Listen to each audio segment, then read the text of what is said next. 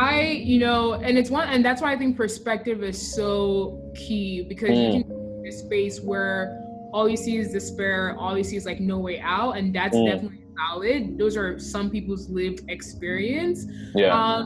But being privileged to be in tech, I can see so much more of like, wow, like there's so much opportunity, right? And I think the big thing that we talked about is like, but do we have people with those skills to fill those gaps, Yeah. And so, yeah, I tell people like be open-minded in terms of, trying to get into tech. And when I say be visible, what is it that you care about? And we've talked about like social media platforms, and I get that not everyone might want to be on social media, but at this point, like you kind of don't really have a choice, because that's where people are looking at. They want to know what you're all about. If you have a personal website, like share the things that you love. And I tell students all the time, and I tell other people, I'm like, people want to know what you stand for, like what you're for. It's great that, maybe you had a prior experience, maybe working in retail, working in finance. Guess what? Like you can still do that in tech. There's fintech, financial tech, where we're working on digital payments. So if you used to work at a bank, I'm like, oh, now like I want to work in tech, but in this frame, like that's something doable. So be visible. On the way you can be visible, this leads me to my second point of what we should do: create content. Like I keep telling you how needed that is for people in order to even stand out from other candidates that are applying for maybe the same jobs. And this is essential because when you create content, people get a better understanding of who you are and what you care about.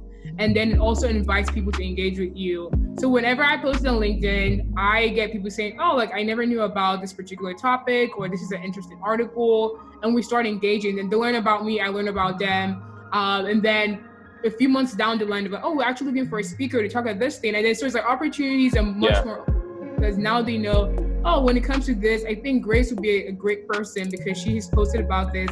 You have a track record that they can actually see. Exactly. Yeah. So it's not them doing the guessing game of like, okay, who's this person? What did they do?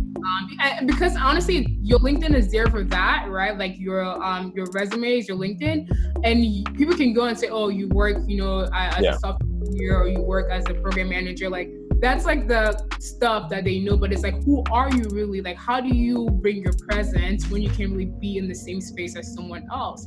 You do that online by either shooting videos, sharing your thoughts, and then in that case, people can know like, okay, this is this person, and then they're more interested in talking with you. I know people who never applied for jobs, and recruiters reached out to them, or like hiring managers reached out to them because they're visible online, talking about the things that they care about.